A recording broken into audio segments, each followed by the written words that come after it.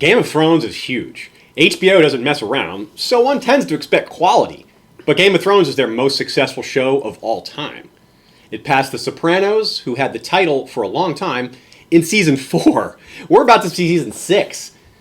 Popularity can be bad for a show, though. Appealing to the mainstream isn't something I'm going to get excited about. However, we've probably all felt the pain of losing a TV show to cancellation, and sometimes without warning or any sort of conclusion. It just left hanging.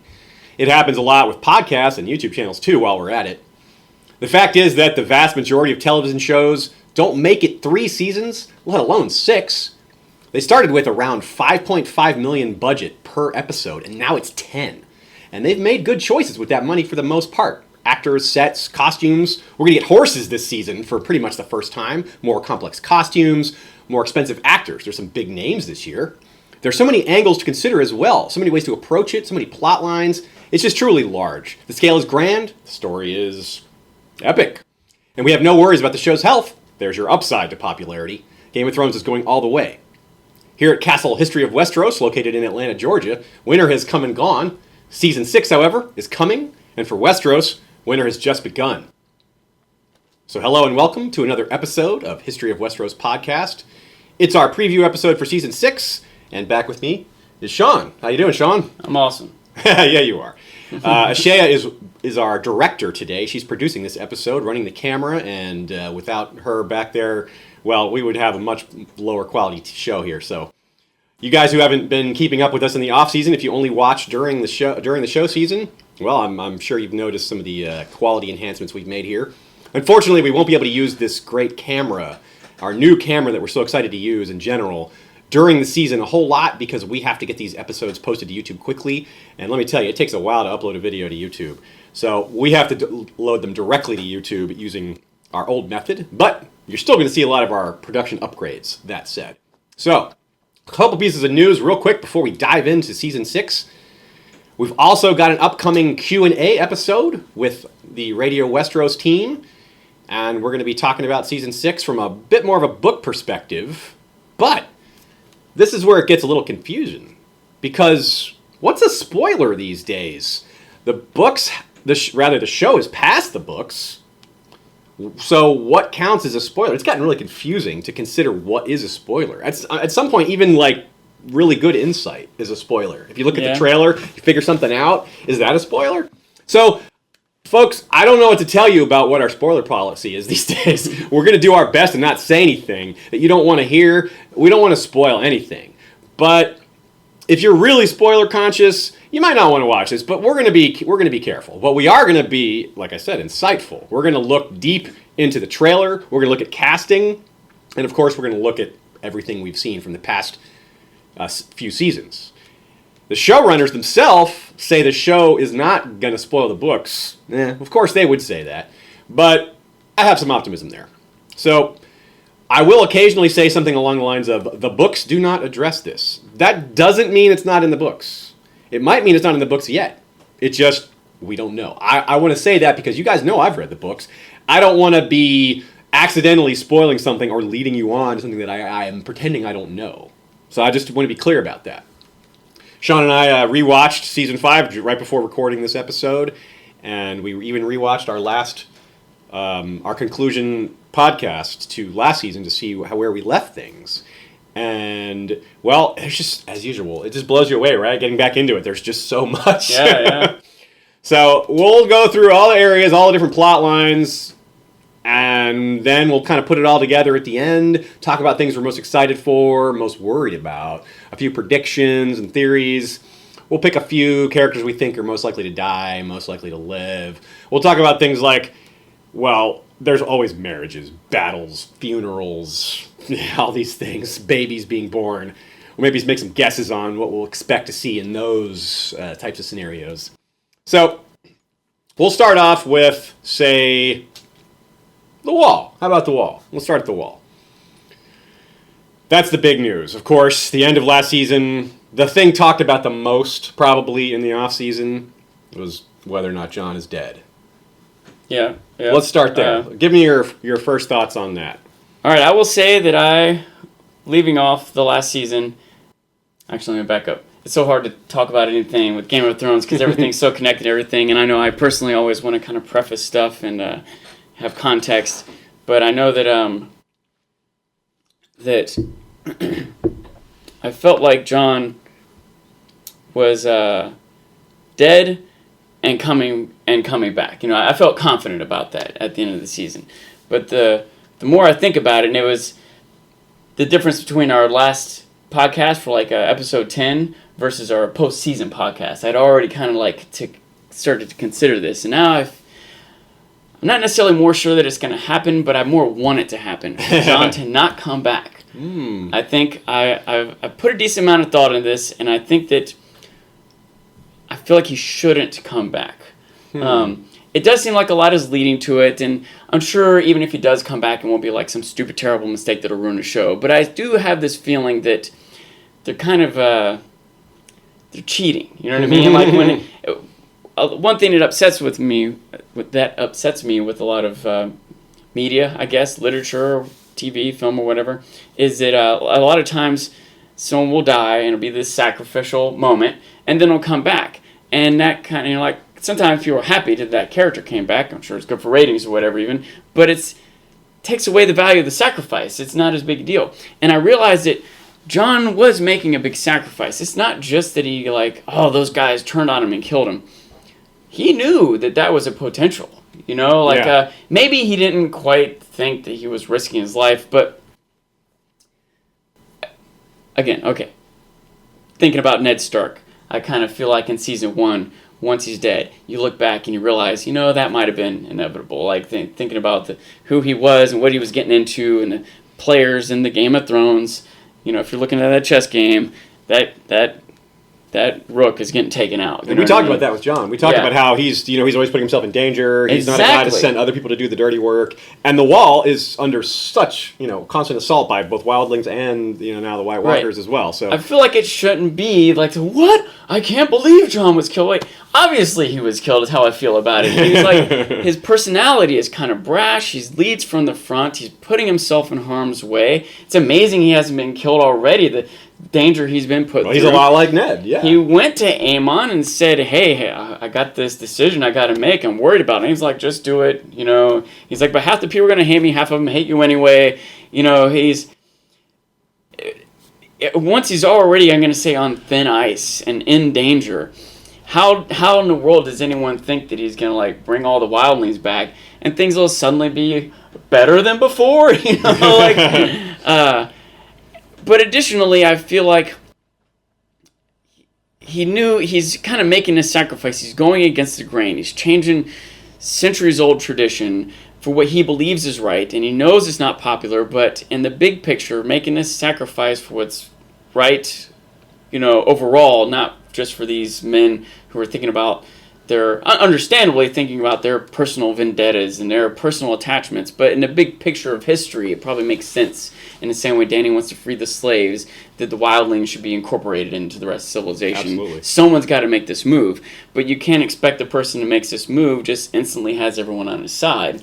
So, I don't know. Very true. I guess what I'm saying is that he lives on the edge, and eventually one of these dangerous plays he's going to make has got to get him killed. It seems inevitable, and look, it finally happened. And it happened as a sacrifice for this greater cause. Given all that, I feel like let the sacrifice be. It's maybe someone else also has to make a sacrifice for this cause, but I don't think that Jon should come back. I will also say another thought that I had is that Jon, this is a weird word, but I want to say deserves to die. I don't know if that's quite what I mean, or let me try to explain what I mean. Some characters, we as viewers feel like they deserve to die for the bad things that they've done. Does that make sense? They're doing bad things and we know it and we think they should get punished for it, Joffrey or whoever, right? Although a lot of times, even when the punishment comes, terrible stuff Cersei's done, but her punishment came, and I don't know about you, but I feel like a lot of people, man, geez, that's rough, I guess you deserve to be punished, but all that, goodness. But Jon, in his own mind, even though we might look at him as this heroic character, in his own mind, he has failed. He has let people down. He has broken his own vows. He betrayed the Night's Watch. He killed Corn Halfhand. He slept with a wildling woman. He knows he's done wrong things. We might be able to find ways that it was worth it for the bigger picture. Sam might be able to find some technicality in the vows, but Jon doesn't care about technicalities.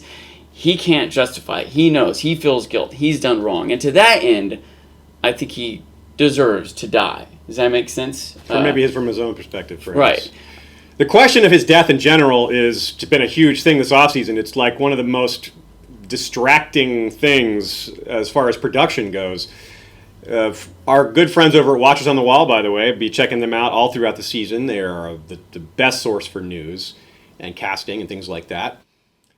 There were several. They actually showed us some quotes from a series of interviews done over at Entertainment Weekly.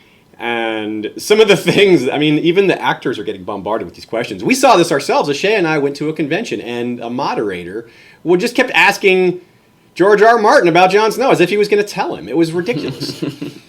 Christian Nairn, the actor who plays Hodor, was quoted as saying, "If I had $1 for every time I've been asked that question in the last year, I would be a very rich person." Meanwhile, Nikolai Coster-Waldau, that's Jamie, he said unbothered by the question. He says, "I say he's dead. It's not hard, because he's dead." Liam Cunningham, that's Davos, he's typically blunt. "I say, yeah, he's dead. He's effing dead. And people get angry about it." Alfie Allen is more philosophical in his response to EW, saying he lives on, not physically. In addition to the video, Lena Headey says, "If I told you, I'd have to kill you." Or I just laugh. As she notes in the video, her nanny has been especially persistent about questions about Jon's fate. Emilia Clarke, who plays Daenerys, of course, says it's frustrating. People want him to be alive so much. You could just exhale, and they'll find a way to say, that means Jon Snow's alive. Well, I don't really have any more to say about Jon. I think that we'll find out. It's really up in the air, and it's really interesting how, I mean, they even had to protect the sets, to keep people from spying. There was drones and things. This is how big the show's got, that people are using drones to spy on Game of Thrones sets. And they're really trying to control the information flow so much. People were watching Kit Harington to see if he'd cut his hair, things like that. I mean, it's really just absurd. But it's also just shows you how much people are into this show. And hey, so are we. Although we're not the types to go sending drones to, well, I don't have a drone. Maybe if I had one, maybe I would do that. What else are you going to do with a drone? Now, what about some of the other characters in the Night's Watch? Let's circle back to them. Some of the characters maybe not as important as Jon, but still important. Yeah, Ghost. We see Ghost in the trailers. Don't know how Ghost is going to play a role in all this. Ghost's reaction to Jon being killed probably won't be positive. Well, is Ghost going to get killed? Is all the Night Watch? Where is Ghost? Just wandering around? Is he locked up? Is he going to charge in? There's an opening scene in the next episode. Ghost comes in and kills Alish's Thorne. Even if Jon's dead, we see Thorne in the trailers, so I suppose that it's not going to be exactly like that, but yeah, we might. It'd be interesting to see what Ghost's reaction would be. I really couldn't predict that. That's really tough to say. Someone like Dolorous Ed, on the other hand, who's probably Jon's only remaining real friend who wasn't killed, his reaction perhaps will be really interesting as well, because he'll have things to say, and he may fire people up, or... Is he safe? Maybe not. You know what I mean? If you just said he's Jon's only real friend that's alive, that's there, and Alish's Thorne, those other men know that. He's not a traitor, and the brothers aren't, the killing Jon was a pretty exceptional thing to do. I don't suppose this isn't like some palace coup where they have to kill all of Jon's administration. I think that would that wouldn't give them legitimacy. I don't see that happening. It could, though. It really could. But I don't know. I do think that the wildlings and everything, there's so much conflict going to happen there. Ed will end up on a side. The thing is, as much talk as there is about Jon, as much other stuff there is to talk about it's still very connected to Jon. And there's still a lot of, I think, even to talk about these other characters, there's all these if-then scenarios. If Jon's still alive. Now, I'm just assuming he's dead. I don't know how they can make it more clear that he's dead. You know what I mean? But so theoretically, he could be alive, and there's if-thens to go down in that track. I don't think that's worth messing with, though. But if he's dead, then I think the next if-thens are if he's dead and comes back, or if he's dead and doesn't come back. There's sort of a pretty strong theory that Melisandre is going to bring it back. And how differently will things be for Ed, Ghost, Melisandre, Davos, if John doesn't come back versus if he does come back. We could probably spend the whole time just talking about that, but I think that's the way to go about it. Supposing what's going to happen next is if John is brought back, we'll go with that first because I think that seems to be the more likely or expected thing. Yeah. Then if he comes back, then the next question, does he stay with the Night's Watch or not? If he doesn't stay with the Night's Watch, does he go to Winterfell or does he do something different? If he does stay with the Night's Watch, do the rest of the Night's Watch accept him? Does he have Alliser Thorne killed? If he does stay with the Night's Watch, then what happens to the wildlings? If he doesn't stay with the Night's Watch, then what happens to the wildlings? Does Tormund still trust Jon? Well, we do know the wildlings end up in a pitched battle of some kind, whether they're the main army. It's hard to say. From the trailers, we can see Bolton banners and we can see wildlings. There's possibly several other participants. That's the only thing that's completely clear. So we know the wildlings aren't completely decimated. We know that perhaps they come out on top. I mean, the wildlings massively outnumber the brothers. Something we talked about at the end of last season is that they may have shot themselves in the foot by doing this because the wildlings' deal was with Jon. It wasn't with the Night's Watch. Now, without him, they already weren't super excited about allying with the Night's Watch in the first place. Now that link, the thing that brought them together, has been severed. So I could see the Night's Watch being the ones to suffer there because the wildlings are way stronger. And there's nothing to hold them. It wouldn't be dishonorable for them to attack the Night's Watch at this point because the Night's Watch has arguably already kind of broken the deal. That said, it's possible, even if not all the wildlings, at least a few key leaders like Tormund, they've got to have a new perspective of things. They know what Jon knows. They saw that they were there at Hardhome. They saw the dead rise. They saw the threat. They might be a little bit less worried about revenge. You know what I mean? Like the thing that spurred Jon to make this move, he saw what other people had. Well, I'm not saying it would be revenge. Now everyone else has seen it too. It's not revenge though. It's just them being who they are. They didn't want to ally with the wildlings with the Night's Watch in the first place. And if the Night's Watch isn't actually doing what Jon wanted them to do, which is to stand together, then it's not revenge. It's just them looking out for themselves. They just be like, well, we can't trust these guys. We're supposed to fight the White Walkers together, and they go and kill Jon. And there's not that many of them. Like, what do we need them for? Well, a couple things. From the wildling perspective, I suppose the wildlings might decide that they just want to take the wall and control it and defend it from the zombies themselves. But I seem to remember part of the deal or the agreement was, look, you're not fighting for me. Jon explained, you're not fighting for me. But when the time comes, I want you to fight with me. So now they're not necessarily... They could just do what they were going to do anyway, just settle this land and be farmers and then wait for the zombies to come in and fight then. But maybe that's sort of... I don't know if they necessarily decide, we got to turn around and go fight the wall immediately. They might just go do what they're going to do anyway. Who knows how long it even takes word of Jon's death to get to them? Is someone going to send a crow to the wildlings? How much effort? Oh, they'll find out. They may find out, but you can understand that it might not be an active effort to inform them of it. They might end up finding out. I think they will. I think everyone will find out really fast. Yeah, because it's such a huge deal, and everyone's going to talk about it. There's no reason for anyone not to talk about it. Yeah. Only the brothers who did it, and they can't keep that quiet. There's no way they can keep that quiet. I hadn't thought about this till just now. When they did it, maybe they didn't think about a next step, but I wonder what Alliser Thorne, when he's pitching this to the other brothers that stabbed Jon, says and after we stab Jon, then we're going to sit around and do the same thing we always did? Or then we're going to go after those wildlings. Probably. We're not expecting it. Probably, because that's what they are. That's why they killed Jon, because he let the wildlings through. That's the whole point. They, like you said, they're outnumbered 50 to 5,000. They don't have... They want to go after them. They can't they don't have the advantage of their fortifications. Does that make sense? Sure. They're already on the wrong side of the wall for fortifications. But even whatever there is on that side, if they leave that to go attack the wildlings, how can they possibly expect to win that battle? I mean, I don't know. They probably can't win that battle. That doesn't necessarily mean that's why they did it, because they didn't think it through. They didn't think it through when they killed Jon. There's obviously going to be fallout for that. I feel like there's a lot of times when characters don't think things through. They're more distracted. I mean, it's the same thing. It's exact same. This is the microcosm of what happens in Game of Thrones. People infighting instead of looking at what's a bigger problem, and that's exactly what's happening here. The wildlings and the brothers should be allying, and Jon was the only one who saw that. Now he's dead. Tormund saw that too. Obviously, Tormund was really pushing the wildlings. He was without Tormund, the wildlings may not have gotten in line. Yeah. So with his leadership, things could go all right. But as we saw, the wildlings they're not a united people. They don't follow a leader just because he's their leader. They could easily be like, nah, I don't want to follow him anymore. That's how they work. They don't swear allegiance and stay that way like the rest of Westeros. So. They do have the thing is, I want to say though, times are changing. Whatever the wildlings used to think, all these things, how the wildlings are, right? Well, let's also think about how the Watch is. The Watch fights wildlings. Well, now they just embrace wildlings. Well, no, but they don't. But they don't. Right. That's the point. The change Some of them, one of them, right? Not enough of them are visionaries. Not enough of them can change thousands of years of attitude in this that quickly. Now, it is still tough to change. It still might take a minute or not happen or have happen with troubles in the middle. Obviously, it's already having troubles in the middle.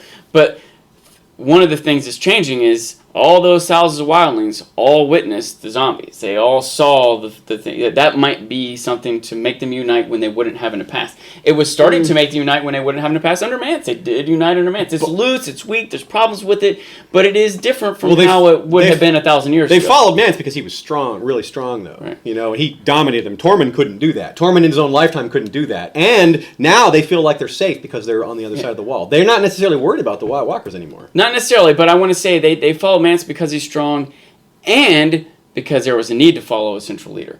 They had the zombie threat. If it wasn't for that, and Mance just said, "Hey, everyone, let's unite," they wouldn't have heard it. Nah, I don't. And think if someone else with the zombie threat tries to unite them, they're not as successful as Mance. But Mance is like the right person at the right moment. I disagree with that. There have been other wildling kings who've united the wildlings in the past simply to conquer.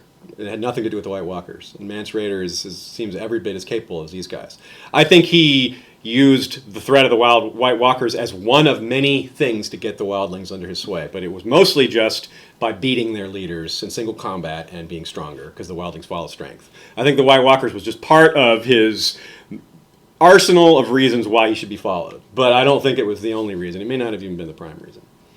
All right, so let's talk about beyond the wall. And everything else we're going to talk about is south of the wall, but north of the wall, well, the things are pretty interesting there. We're going to see the return of Bran and Hodor and presumably Mira, who were off the show for a whole season.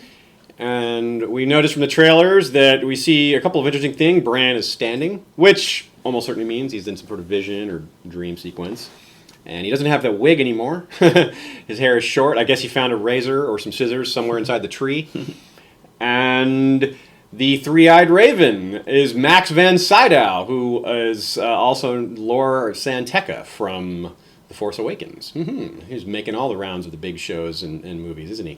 So that's a cool guy to have as your mentor guy. He's a great actor, and we're looking forward to that. What do you... and Bran, of course, is going to be our vehicle, apparently, for seeing things that narrators and can't be told through backstory. We get to see things that would be in the past. Visions. I mean, there's all sorts of possibilities there. One thing we know we're going to see is the Tower of Joy scene, because we've seen that in the trailer. And funny enough, Bran is, because of given the Star Wars reference we had, Bran is even said, Isaac Hempstead Wright, the actor, said he's kind of spent a season training like Luke Skywalker. So the Star Wars, Game of Thrones references are all over the place. What do you expect from Bran? Well, real quick, I wanted to ask Max von Sydow. He's going to be that character was kind of like entwined in the tree. Was that him last season, or has it got a new actor to? Okay. He's been recast. Yeah. Cool. That one scene that the guy played. Yeah. He did fine, but you can't really. Max von Sydow is a whole nother level, I suppose. Yeah. I think I wonder that scene. I noticed watching the trailer. That dual sword wielding knight that had the Targaryen symbol. And pretty quickly it was pointed out to me that's probably some kind of flashback. I wonder if that's a flashback or a vision. You know what I mean? I wonder if that'll just be like a prologue that we see, or a story that someone will tell, or a vision that Bran has. I'm not sure. I'm excited to see. And this also leads me to another thought that I'm wondering about that you might have insight or opinion on. I can imagine this season, for better or worse, dragging things out a little bit. She's giving us a lot of backstory, visions, flashbacks, characters that have been left off that we might pick back up on, which I'm really excited to see what's going on with the Freys and the Greyjoys and stuff like that. It might buy time for the next book to come out. You know what I mean? Continuing on with Jon or Tyrion and these other characters might be stalled for the sake of catching up with some other characters from the past and showing us visions of the past. So that I didn't realize you said that the makers have said that the show won't spoil the books, so that might be a way they can do it if they go back and show us what's going on with Balon and what's going on with the Freys and Bran, what's been going on with Bran and visions that Bran has, and I'm guessing maybe even some stuff that was in the prior books that hasn't been in the show yet will get put in. I could see Probably how they can barely progress the storylines that have been going, still fill a whole season up, and let the next book come out, maybe even... Well, I agree they can do that in some places. There's some places they simply cannot do that. They simply cannot do that with Daenerys. They simply cannot do that with Sansa, for example, because Sansa's arc is nothing like what it is in the books anyway. They can't delay for a plot line that isn't coming, Yeah. But I agree they can do that in some places. I'm not sure that it's to delay for the book, though. I really think that they're just going to do their own thing. I think they've wanted to do their own thing, and input they get from the source material is just gravy. I think they've been prepared for passing the books for a while. I think they've been, with a high budget production like this, they're not going to take chances. They're going to be realistic and expect, okay, he's probably not going to finish this book in time. And even if he does, how are they going to take that all into account so quickly? Like, they're going to have to read it and synthesize it. And I just don't think they want to do that. I think they're just doing their own thing now, and anything they get from George is gravy. But we can tell so much about these things from casting. There's so many things that the casting news really is a bit spoilery in some places, but we only know who's going to be there. We don't know what they're going to do. So, in a sense, it's not spoilery to just mention these names. We know that they cast a real-life excellent swordsman, like a world-class swordsman, for this scene. This flashback scene that we're calling the Tower of Joy, which is, something from Ned's memory. And we know they cast a young Ned. And a young Robert, which young Robert has nothing to do with the Tower of Joy. So that means we're going to see at least 2 different flashbacks with regard to Ned and Robert. One of them, the Tower of Joy, one Ned and Robert together. Who knows what happens there? Maybe there'll be Lyanna involved in that. Not a lot of... That casting has been kept more quiet. But we also see the Night's King. So we know that Bran's vision, like you said, they have a lot of ability to show us the kind of things that they haven't been able to show us before. Although, to be fair, they showed the White Walker carrying the baby up in the north. That was just kind of an out-there scene. It was really cool and creepy. But there's no way to reveal some of these important things in the past without showing visions and or dreams. Flashbacks. We got our first flashback last season with Cersei, and it was a small thing, but now they can build on that and go a little farther. The precedent's been established. Yeah, exactly. So, and the other good thing about higher budget does mean the choreography should improve, and maybe like hiring this excellent swordsman. Just from the trailer, it looked like the battle scenes are going to be a little higher quality, but it's hard to tell. I wanted to say, by the way, rewatching the season, that prologue, I guess, with Cersei, there's a line. Remember coming off of Tywin having been killed, and the girl that she's with is, hesitant. Cersei's like, let's go in this cabin. Oh, it's a witch. Oh, let's talk to the witch. She's like, I don't think we should. And Cersei's like, no, come on, let's do it. She says, but your father. And Cersei says, you shouldn't be scared of my father. And at the moment, I felt like, oh man, Tywin's dead. Yeah, no one's scared of him now. But rewatching it, I took that line to mean, you shouldn't be scared of my father. You should be scared of me. And I think that too, like at the end of the season when Cersei gets back home, remember the threat she kept giving what was the nickname that woman had? The big nun character that was like, confess with Her the water. name was Septa Scalera, I believe. Was there a nickname that she had? Oh, Septa Supreme. Yeah, we called her Septa Supreme. That's right. Anyway, I wonder if that woman if Cersei's gonna exact her revenge on her. Yeah, I wonder too. I wouldn't want to be her. This is another question that I was kind of like stewing in my mind, a thought that I had. And this is talking about Bran here, but it could apply in a lot of different ways. I was thinking about which characters have grown up the most. And I was kind of wondering, well, what I even meant by that. And on some level, a character who's gone from age, 14 to 17 has grown up more than a character who's gone from 33 to 37, Sure. But but not just age or percentage of age. As I was kind of pondering this in my head, I kind of scrolling through different characters, and I realized some of the characters that have grown up, like John, it's kind of like gone from this, boy who didn't know anything about the world to being in charge of the Night's Watch, aside from his age, he's had to grow for that. But I still kind of question if he really grew up. I still think John is fundamentally the same. Maybe a little bit toward the end when he decided to get the wildlings. Aemon told him, kill the boy. That episode is good. But what I was thinking in my mind by having grown up is realize they were wrong, learn from mistakes, changed as a person. And I'm not sure hardly any character has grown up. I think they're all still making the same mistakes. There's a few examples. I think there's a few exceptions, but I agree. Most people are who they are. I think Jaime is a good example of someone who's changed. Yeah. And I think Daenerys has changed quite a bit, although most of her changes happened much long time ago. She hasn't changed maybe a whole lot recently, but she changed a lot from her Season 1 and Season 2 versions.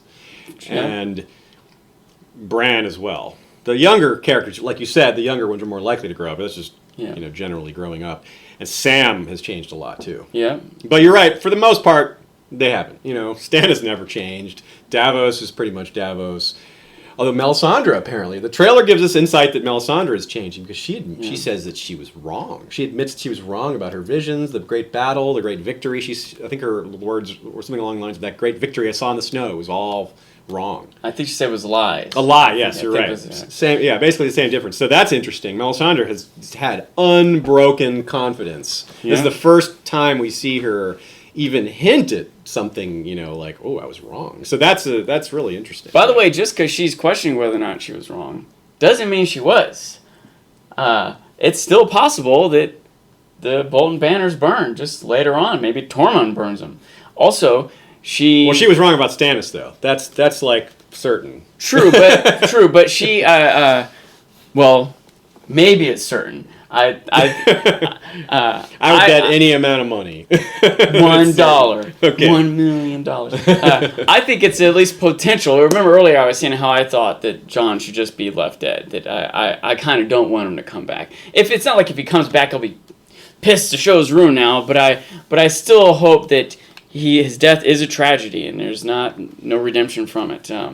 But a potential thing that could happen, rather than Melisandre bringing Jon back, is Melisandre using Jon's blood, maybe just for some vision or some sacrifice, but maybe to bring Stannis back. I don't know how preposterous or ludicrous that is, but it seems preposterous because she doesn't even where's his body. She didn't even know where his body is. It's just out there. Yeah. Also, it's just really clear Stannis is done. His arc is just over. I mean, I don't want to spend a lot of time on saying this because I really feel confident about that, especially because of what they said. Like he's already been interviewed about. How is it now that you're done with Game of Thrones? He's talked about his experience with Game of Thrones. The showrunner, sure, they could be lying, but they said, no, he's dead. We just didn't want to show the final blow because it was just a choice they made. So, Stannis is dead. I think, Fine. If anyone's coming back, it's Jon. It's not going to be Stannis. There's no arc for Stannis. Stannis was the false, he was the wrong guy. He was Melisandre's mistake. And it's either Jon or Dany or both of them or something else. And the mistakes of this prophecy is part of, it's kind of a thing that George liked to play with. It happens more in the books, people being mistaken about prophecies or prophecies being uncertain. I still question whether that was a mistake, and I still kind of want to point to another one where there's another prediction that she made that hasn't come true yet. Balon is still alive. For now, maybe that's something we'll see happen. Yeah, we'll talk. Okay, that's a good idea. We'll move on to that in a minute. But first, we have a little more to cover in the north. We have several more characters we haven't talked about yet, and we should catch up on them. Sansa and Theon, of course, they had their cliff jumping. I want to say cliffhanger, but it was more of a cliff jumping moment. And we see scenes of them in the trailer, running through the snow, maybe getting recaptured. It's kind of hard. It's pretty unclear. But we also see Brienne still in the snow, and we know Brienne is trying to protect Sansa. She's accomplished one of the main things she wanted to accomplish. She's probably one of the few characters that ended the season on some sort of a high note, some sort of success, something that she wanted to accomplish. Almost everybody else, bad things. Arya goes blind. Sansa jumps off a cliff. Tyrion is stuck in Meereen with the Sons of the Harpy everywhere, and Daenerys is gone. Jorah's got grayscale. At least he's on a mission. But it's almost everybody is in sorry state. Cersei's, Roose is doing pretty good. Roose, Bolton, and Ramsay are doing all right. Ramsay's doing pretty well. Except they lost Sansa. That's one thing that didn't go well for them. But other than that, beating Stannis was pretty huge for them. So, but anyway, Brienne maybe is going to get more involved with the Sansa Bolton plot. Maybe she'll end up in that big battle. Maybe she'll have rescued. I don't know. It's hard to say. That's really hard to predict. We just kind of feel like they have to cross paths again. Those plot lines are going to be involved. Brienne is going to stick around the whole Bolton situation. Maybe. At least for a little while. Yeah, because one thing I'm wondering, maybe, is Melisandre's prophecy about Balon comes true. Word comes, Balon's dead. However, he died of old age or sick or in battle or drowned, whatever. So that might spur a few things to action, right? Like a new Greyjoy leader might decide to pledge allegiance to one king or another, or attack one king or another. That seems more it might be a safe haven for Sansa if she goes back with Theon. I don't know if that would be true necessarily, but that doesn't seem like it'd be a safe place for her no matter what. I wonder if it's a safe place for Theon, if Theon was to return there, if he would be accepted, and if he is Balon's son. How aware the rest of the Greyjoys are of his state. Is it known that Theon's alive at all? They know he's alive because remember Yara tried to rescue him and failed, but she knows he was there. She saw him. That's true. Yeah. But she saw what Starry State. She also kind of gave up on him. That doesn't mean she told everyone, but her crew probably did. Yeah. But any new leader, if someone else does take over, then there is some evidence to suggest that because there's no Balon in the trailer, and there is a new character who is named Euron Greyjoy, and we know that that's his brother. And if Euron is coming onto the scene, then Balon is probably on his way out. That's a good guess. And thinking dynastically, Euron isn't going to want Theon around because Theon is the rightful heir. If Euron is taken over, he's not going to welcome Theon. Yeah. He's going to want to execute him, get him out of the picture because he's a threat to his reign. It would be it's kind of like how Cersei wanted to kill, or Joffrey wanted to kill Robert's bastards for the same thing. Although those are less threatening, but still, it's the same kind of thinking. Now, there's another wrinkle. We're going more casting news. There's several Northern Lords cast, so we're going to see other Northern Lords. It's not just going to be. It was a little narrow before. We had Bolton, and we had Stannis, and that's it. But there's a whole big north. There's the Karstarks, for example, the Umbers, and whoever else, the Mormonts. Yeah, sure. There's these other houses I can name a lot more from the books, but we don't know who they're going to choose, who they're going to use. But those are ones that we've actually seen in the show so far. So those guys could be involved in that big battle that we know takes place in the north between the Boltons and at least the Wildlings, and maybe they've got some of the Northern Lords on one side or the other. Maybe some of them are fighting for the Boltons, maybe some of them are against them. Who knows? It's a really interesting. Maybe Sansa will want to go see her brother at the Wall. Certainly, that's certainly possible. She doesn't know he's dead yet. She just found out, right? Remember, because Ramsay told her. Yeah, and she didn't know. And Lord she's Commander, like, oh, really? No, yeah, that's not a bad place for her to run to, for sure. And it's a matter of whether she can get there or not. Of course, there's a huge snowstorm. Might change her mind on the way there. And yeah, so there's a lot to think about there. But it's also hard to go. It's hard to make predictions. One cool thing that we see is related to this battle that we're expecting, or that we know is going to happen. There's just way too many scenes in the trailer for it. Somebody gets burned and flayed on a cross upside down. Maybe it's like a goad to the other side. But there's been a lot of questions about who that is. There's no way to know who that is. But some people are really worried it's like Rickon or something. They captured Rickon. And I didn't even consider that. I just thought it was just, okay, those are the Boltons. A random person being punished. It could just be a random. Sacrificed. Absolutely, could just be a random person. But yeah, maybe it is a certain lord or a certain character. Certain wildling. Yeah, it could be one of those Northern Lords. A certain wildling, yeah. Could be Tormund. Yeah. Well, we see Tormund in the battle, so he's probably not burned. There could be more than one battle. There could be. There could be the battle where he's caught and burned, and the battle where they get revenge. You are not talking bad about Tormund right now. No, I'm just kidding. That's certainly possible. All right, let's move on to another region. We've talked about the north and beyond the wall and the wall itself. Another area that seems like it's going to be important again. Casting news has given us some insight. Is the Riverlands. We may, like you said, wondering what's happening with Walder Frey. Well, not only do we have reason to believe that we will eventually see Walder Frey because of Arya's prayer. Arya's names. Her list of names was reduced to 4 last season. It was longer. At the beginning of last season, it was only 4 names. And those names were Cersei, the Mountain, Meryn Trant, and Walder Frey. So that's like a clue. It's like a spoiler almost. Like, well, those are the 4 people that are going to matter to her. Yeah. Like, she's got a chance with those. Like, Yeah. the ones that she doesn't name anymore, I guess they're just not going to be in her future at all. It would be kind of weird for her to put Melisandre back on her list later, or the Red Priest or Thoros back on her list later, So it's got these 4 are the ones that matter, and of course the Mountain's already, he's half dead, I guess. He's not alive. But he's kind of an exception. We'll put him in the other category. Meryn Trant, she got him good, maybe too good. That was gross. And Cersei, Cersei's kind of got her own thing going on. She's nowhere near getting near Cersei yet. But Walder Frey, there's another interesting thing about why she might go to the Riverlands. Not only do we know that she's going to go there eventually because he's on her list, but because another Frey has been cast, a son type character, or maybe a grandson. It's kind of unclear.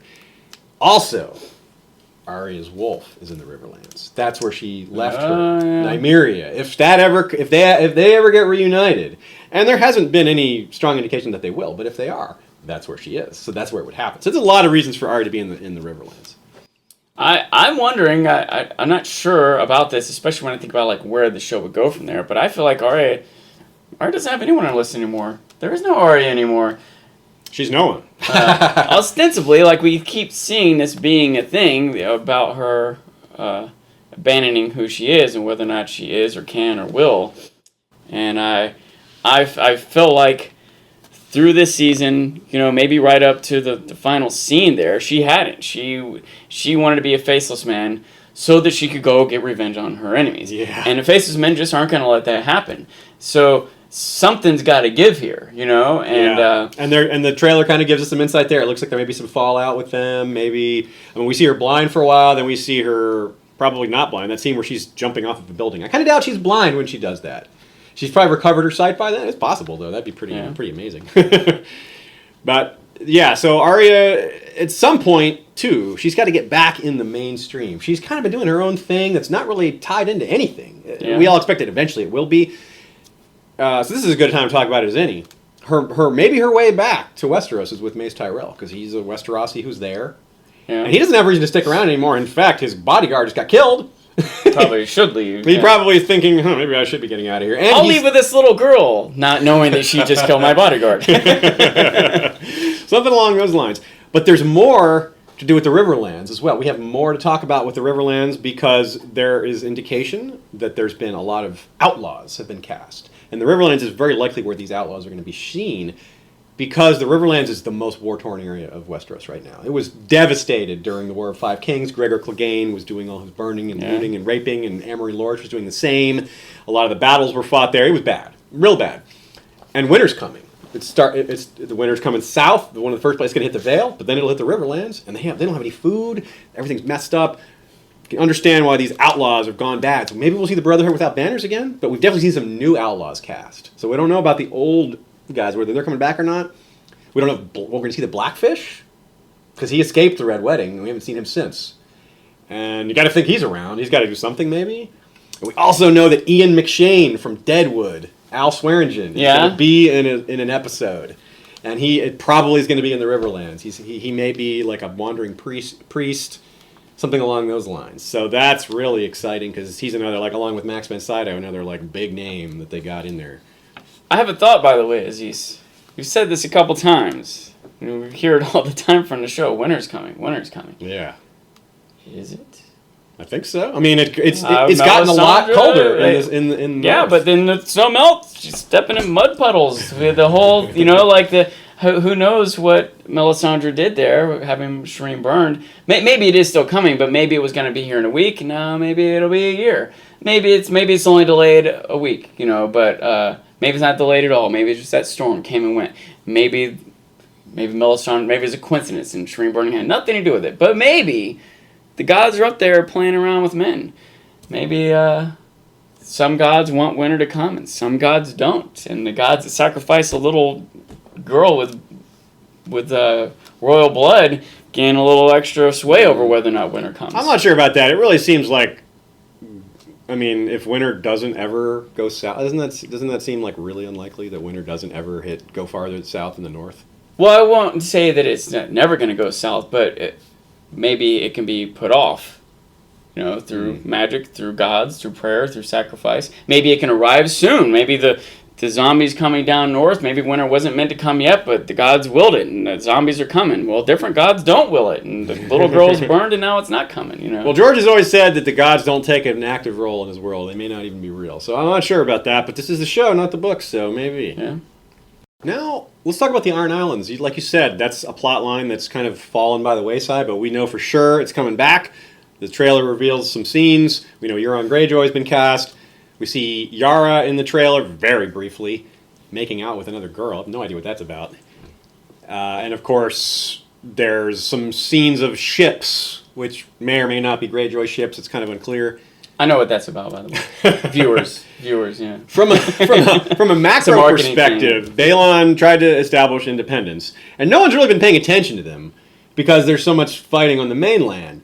But it hasn't exactly gone well for them, even with that. Even with no one paying attention to them, no one fighting back, they lost pretty much everything they took. They tried to take the north, and they're not really in the north anymore. They got expelled from the north by the Boltons in a couple of different places. So they're just kind of like, well, what's happening now? Is someone going to come for us? Like, we're not able to like really fight back anymore. So a lot of reasons to think that something's going to change, and that indeed the casting of Euron Greyjoy does sort of indicate that. He's a world traveler, kind of known as a pirate, a real dangerous, violent guy. The actor is super excited to play this character, and I'm excited to see him bring him to life. Of course, he is in the book, so I do know a bit more about him. But I have no idea how they're going to do him in the show, but I am excited. I'll say that much.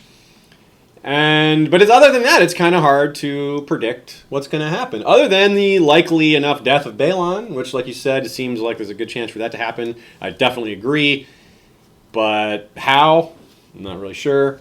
I guess that doesn't matter a whole lot. As long as Balon's dead, Euron can take over, I suppose, without Theon around. But really, there's not much to go on here. It's just something to be excited about. We get to see the Ironborn come back. They're going to get involved. They may have with a new leader, new attitude, a lot of things could happen. What are you excited about with regards to them? Since we can't be too specific, you can at least, I'm sure you can say a few things, though. Well, one thing I'll say, this is a broad statement. I don't know. I'm not too excited about the Greyjoys. You're not alone. I am, but a lot of people are with I don't think that they're, not interesting characters. And in fact, there's probably a lot of potential for them to be very interesting, but interesting in a way that's similar to Joffrey. I don't like Joffrey, but he makes for good drama. That's true. I don't like the idea of this violent, pillaging culture. I don't want them to be successful. You know what I mean?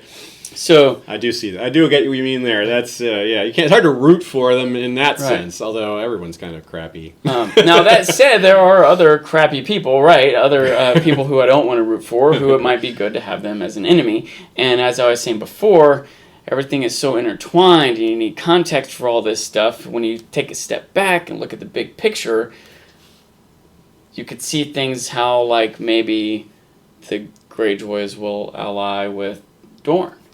They both maybe, the Greyjoys don't seem to have this active quest for vengeance against the Lannisters, but they might seize the opportunity in this weak state that they're in, and knowing that they have allies to team up with. And Dorne at the end doesn't care if, Stannis, for example, trying to ally himself with Robb was kind of shaky. Because at the end, Robb wants to go back and be king of the North, but Stannis wants him to be subservient to the crown, to the Iron Throne. Yeah.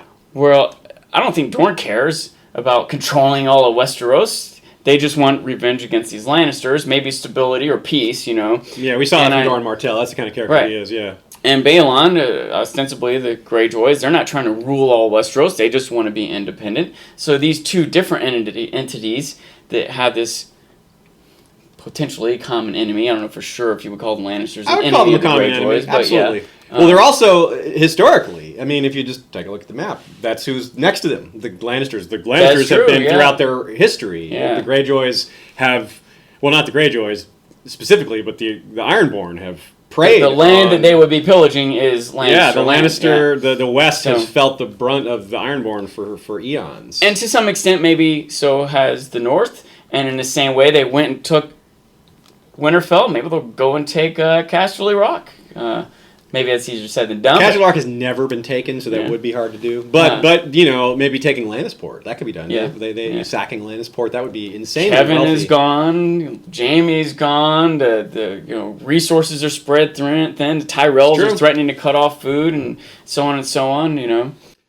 And that's a good segue, by the way, to talk about what's happening at King's Landing, because there is a tie-in with Dorne, and that's what you're talking about. Is that in a sense you're right? The Ironborn and the Dornish do kind of have the Lannisters as a common enemy. Doran doesn't like them, although he doesn't want to start a war necessarily, not just randomly.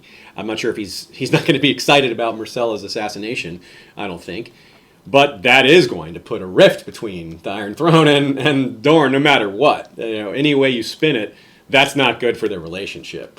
And so I could see, Dorne and the Ironborn allying. I don't know if that's ever happened in the history of the Seven Kingdoms, but you gotta admit there is a lot they both could accomplish together, and they have no reason to fight each other.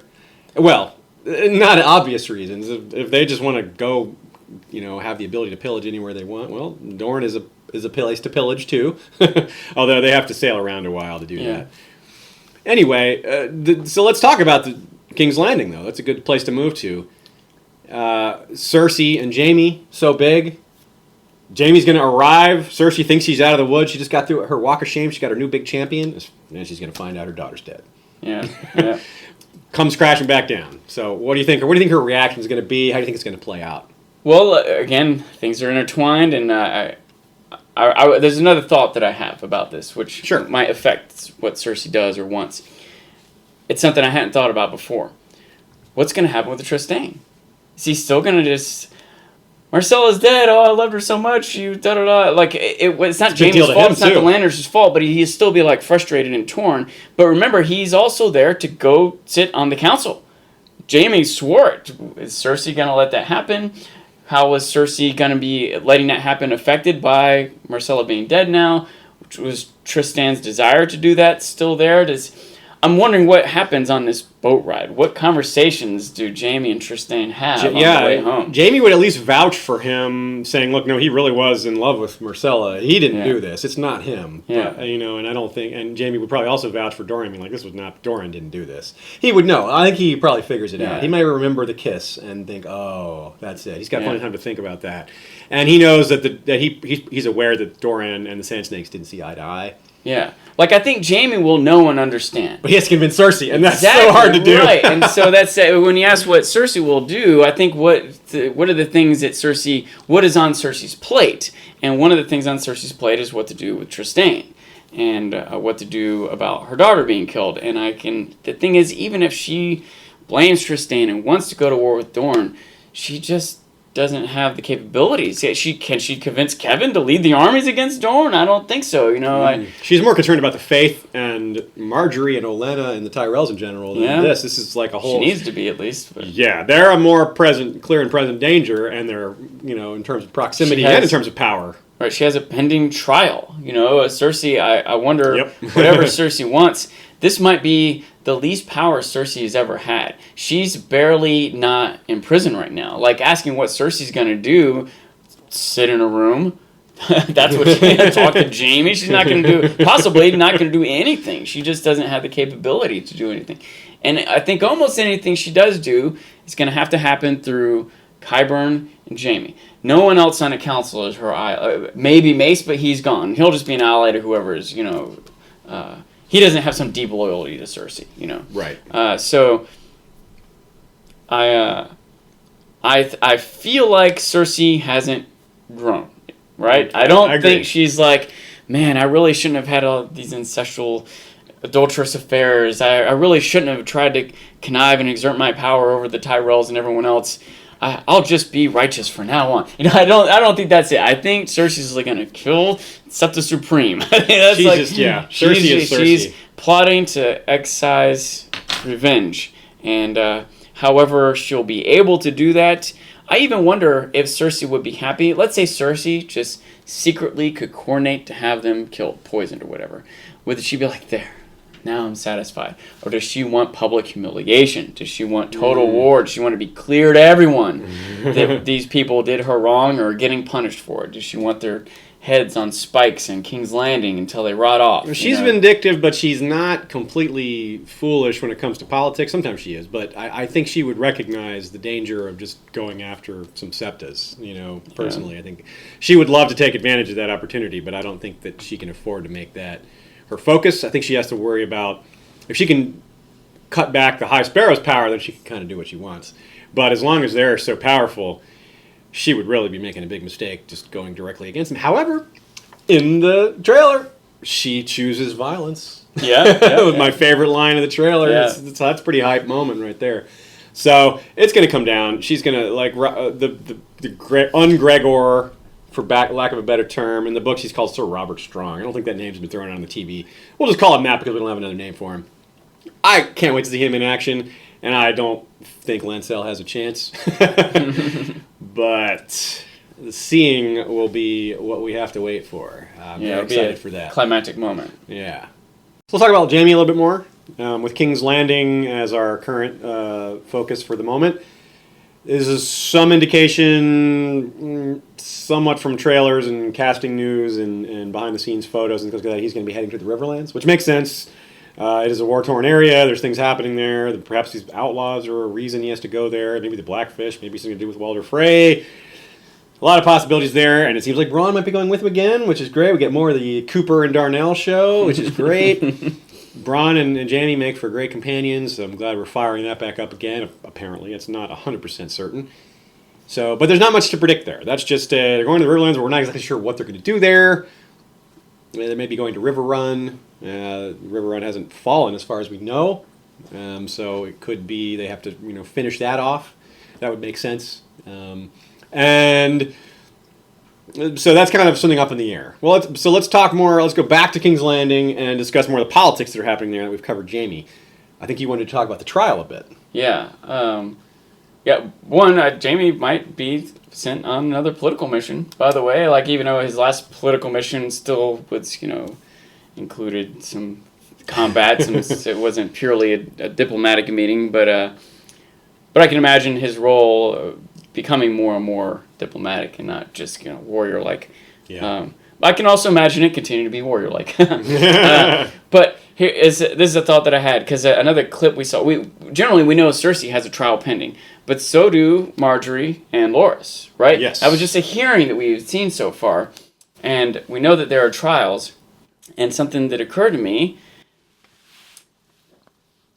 we talked about this a little bit. How many weddings there have been? How many funerals there have been? How many trials by combat? There have been several. There could be more. There could be. Cersei could demand a trial by combat here, right? She's got the champion. Could Marjorie. Loras could fight for himself even, but Cersei could have the Mountain fight for her. This is like maybe a technical question, can they ask for trial by combat in these religious trials? Is there a difference so. there? The warrior, all those trials by combat are a tradition of the Andals, of the seven. Yeah. So I think, absolutely, I think so. So follow up then, I wonder who would Marjorie choose as her champion? Who would? I feel like Cersei's got an easy candidate. Loras can just fight for himself. But what about Marjorie? I see that Marjorie might pick Loras. Can he fight twice? Which one would happen first? What are the order of trials? I don't know. I feel like there's a lot still kind of pending on how these things go. And again, we get into if-thens. Let's say Marjorie is found innocent, whether it's through a trial or she has some penance she pays, or she wins her trial by combat. Then what? Okay, back to being queen with Tommen, and everything goes back to how it was. I don't think so. Somehow, I don't think that's how it's going to go down. Although maybe it will. Maybe Cersei doesn't succeed in her trial, and then what's her punishment? Is she put to death? Is she put back in jail? Trial by Jaime combat, just let that happen? Kevin just lets that happen? On some level, Tommen couldn't or wouldn't resort to violence against the Seven. Well, Kevin. Well, Jaime. When they were on Cersei's side, she obviously didn't want, maybe was banking on it, not going to violence, but now she might. I just wonder, is it possible they walk in for this trial and she gives a signal and then Kingsguard just starts slaughtering the Faith militant. I don't think that's the Red Trial. It could be, right? Like, I don't think that's just completely out of the question. It seems like it's got to be within a realm of possibility. Let's just say King's Landing is a powder keg right now. And there are a lot of things that can make it blow up. Cersei could be the spark. She's certainly that type. But a lot of things could happen to make that spark go off. But I do think that we're going to see violence in King's Landing on a large scale. It may be even bigger than we're expecting. I rambled a bit and threw a bunch of stuff out there, but I want to ask you a question. Sure. Who do you think Marge would choose as her champion if it came to? Well, that's a tough call because I don't. In the books, the laws are different. I'm not sure if they're going to uphold the laws, the same laws that the royal court has, which is that an accused member of the royal family has to use a Kingsguard as their defender. Okay. So I don't know if they're going to use that. The show isn't bound to that. They don't have to use that. So if they are. Who knows? I don't know because then she's not going to want to pick any of those Kingsguard unless she wants to use the monster. Yeah, she might also choose the mountain. I'll use him. That guy's great. But other than that, there's no way. If she's allowed to pick who she wants, she'll absolutely pick Loras unless, like you say, he's been hurt first. Unless he's just incapable. If it's not him, I have no idea. There isn't any obvious answer. It could be a new character gets introduced. Yeah, it's possible. In the books, Marjorie has multiple brothers, but not in the show, so that's not an option. else it would be. So that's really up in the air. We can't really tell. So let's go to their home. Let's go to the Reach. Well, not their home, not Highgarden. As far as we know, the show's not going there, at least not yet. So, but someone else is, not to Highgarden, but to somewhat near Highgarden, to Horn Hill, which is Sam's home. Sam and Gilly, along with Little Sam, are traveling to Old Town, but Sam's family's been cast. So that means he's probably going to Horn Hill to see them on his way to Old Town. Is he on the way if you look on the map? No, it's not on the way, so it's just weird. But the show loves to play with geography. They don't care. They just do what they want. Littlefinger teleports around. Yara goes all the way around the continent to get to the Dreadfort. It's not the most consistent thing about the show. I don't mind too much, but you can't really praise them on that. So, I don't know how he's going to end up at Horn Hill. Maybe they'll move it. No, I think they've already established where it is. I guess he's just going to go there just to see his family, and they'll just explain it some way. It's not a big deal.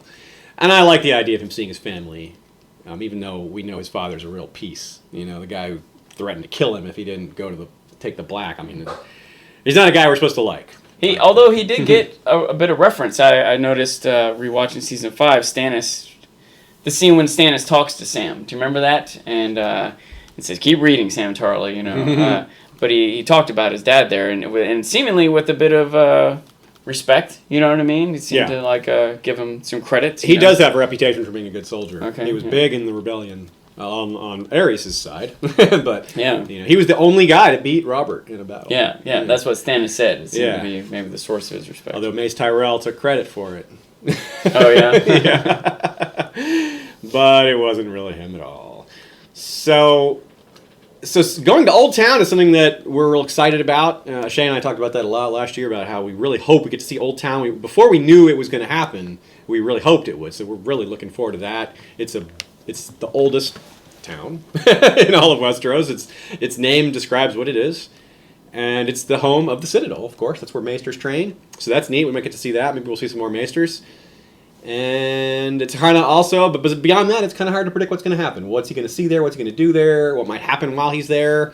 If the Greyjoys are really active, well, Old Town is a port, right there. That could be, maybe that could be a way for things to come together. Maybe not. I also wonder if Sam will continue to the Citadel or not. Is there some part of him that wants to go back to the Wall to confront the people who killed Jon? Yeah, it's a good wild card there. He's planning on coming back to help, and now Jon's not there. What's he going to... I mean, he's still a brother. Yeah. He's still a brother in Night's Watch, you know.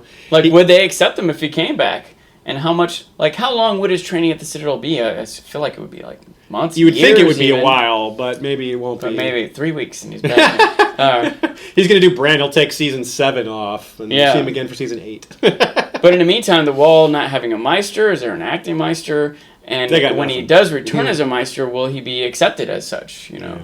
And even if he's accepted as such, barely tolerated and locked in some dungeon and not paid attention to, as opposed to Aemon, who was almost effectively the leader. Like, I feel like Mormont would have deferred to Aemon, you know. He would. If Sam comes back with skill, he comes back with the ability to heal, things like that, you know, he might be able to sell himself just on ability. But yeah, there'll be people who, you know, like it's like at the end of last season, Alistair Thorne said to him, "You're running out of friends, Tarly." And it wasn't entirely said in malice. It was like, watch out, dude. It's partly a warning. Yeah, it was like, you know, I don't like you, but, you know, watch out. You know, he wasn't necessarily threatening. He was just telling him, hey, look out. And sure enough, you know, I wonder if Ghost he got attacked. will go with Sam. Well, Sam's already gone, and Ghost didn't go with him, so. It's not too late for him to show up, you know? What do you mean? Ghost could leave the wall and catch up? They took a ship. There's no way. Oh, really? Yeah, I didn't realize they sailed. Yeah, they didn't okay. go on land. Yeah. Maybe Ghost can swim. He's a ghost. He doesn't need. He goes where he wants. So, but near Old Town, near the Reach, is a good time to talk about Dorne just for a minute longer, since we didn't really cover their side of this. We talked about Cersei's reaction potentially to Myrcella's death, but Dorne isn't happy about this. Is not what he wanted. Yeah. Are we going to see some conflict there? Are we going to see him go after the Sand Snakes? Are we going to see him?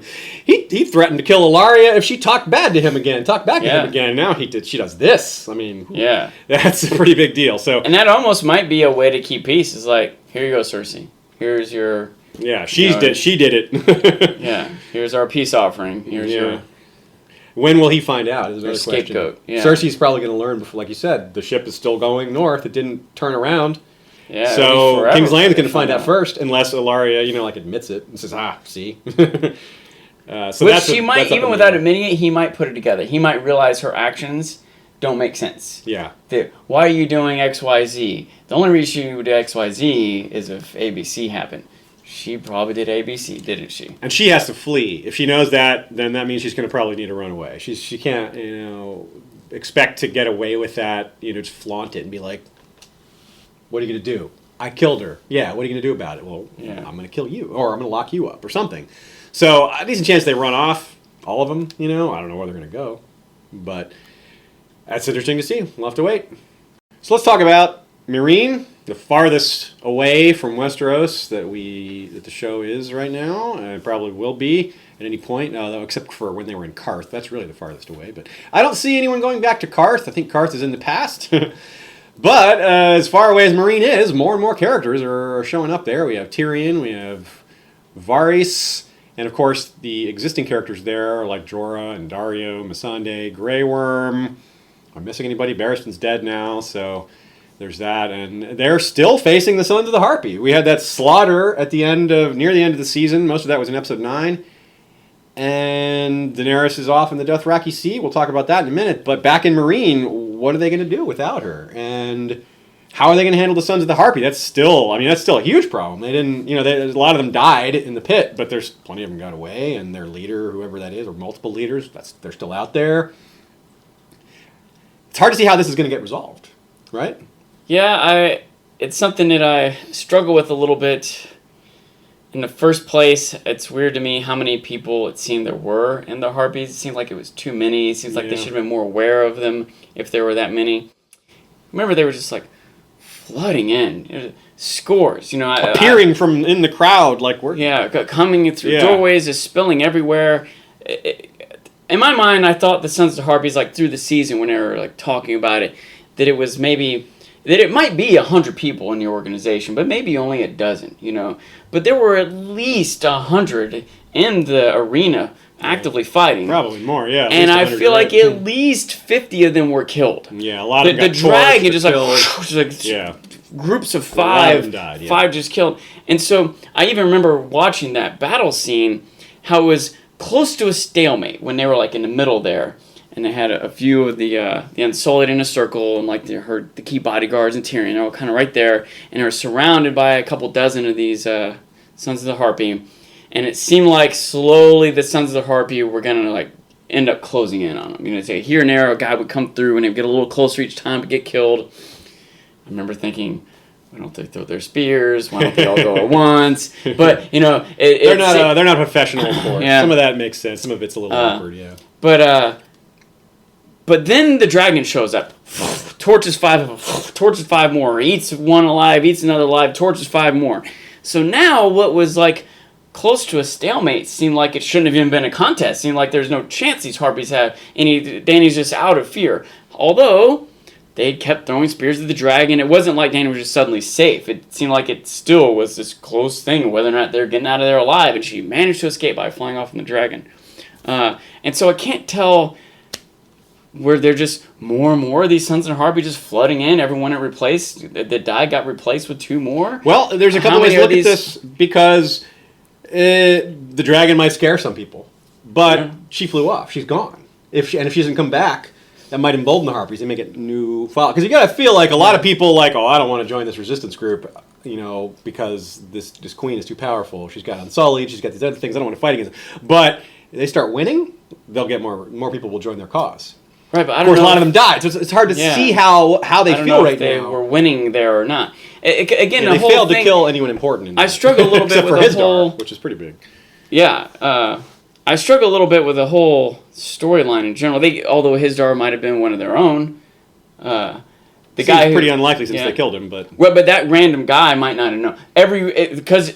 I agree. It just seems like a stretch. It just seems like a stretch. There's got to be dozens, scores, hundreds of the members of the Harpy. But they all know who Hizdar is. Every single one of them knows who Hizdar is, and they know he's the king.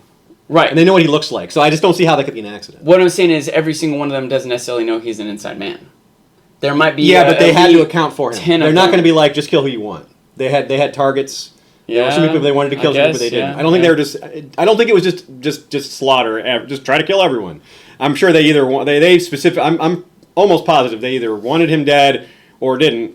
Well, and they killed him, so they almost certainly did want him dead. I think that was intentional. I don't think that seems like a stretch to me, and it's such a small possibility. I'm not sure it's worth discussing. Maybe, I don't know. I feel like maybe they're just trying to plant down our mind, but the way he came in late, had to take care of some things. Yeah, I think that was to plant down in our minds. Yeah. But yeah, but one way or the other, I struggle with the whole thing. It seems like there's just too many of them. It seems like logistically they should be easier to track if there were that many. A. B. I'm trying to think of what's motivating them. I kind of was taking it. They want to restore the slave masters. They want to restore slavery, and they want to restore. And so it seems like they should be the minority in the first place. You know what I mean? Like there's. I don't know about that. Like how many people in Marine are slaves versus slave masters? Were there 80,000 slave masters and 800 slaves? Well, it's not the slaves that want to restore her. Right. They want to restore the great masters, but it's everyone who had any power before. Right, and I would think it would be an inverted amount of people. There would be a small percent of people who were slave masters and powerful, and huge masses of people who were being oppressed. No, that's not really what it is. There are huge masses of people being oppressed, but there's the slave masters, and then there's everyone in between. There is an in between. There's a middle class. Okay. Marine has a middle class, but even the middle class owns slaves for the most part. Right. So they all want slaves back, and they don't want to be ruled by a foreign conqueror. That's just standard. You never want to be ruled by a foreign conqueror. So there's just a lot of people who are just for the pride of their people, don't want to be ruled by this Westerner.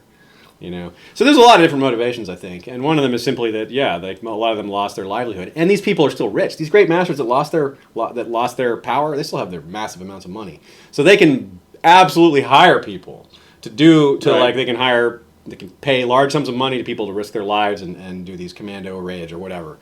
But that's the type of thing I feel like should get tracked down. If they're spending this money. But how can she track that down? She has no intelligence network at all. That's part of her problem, and we discussed this before. With Varys and Tyrion in the game, now maybe she has the intelligence network, but she didn't have that before. Also, she's not there to have it now. Right, exactly. Tyrion has Varys. Yeah. So Tyrion can, and probably this is where things are going in. Yeah. Marine. These two guys are capable of rooting out the Sons of the Harpies, so I'm kind of excited to see if they can pull that off, or if they just say, we're out of here. Let's get out of here. This isn't what's screw it. Something like that could happen. But I do think that they're going to root it out. But here's another thing about Tyrion and Varys, that what they saw on their way to Marine was really interesting, and we can't forget about that, which was the Red Priestess, played by, I think it was Rila Fukushima, and the one who kind of looked at Tyrion, she looked like she was kind of like looking into his soul or something. That is still a big deal, and I wonder how that's going to come up, whether there's going to be any kind of movement of that in Marine, or if that's just all more towards the west. Remember another thing they saw?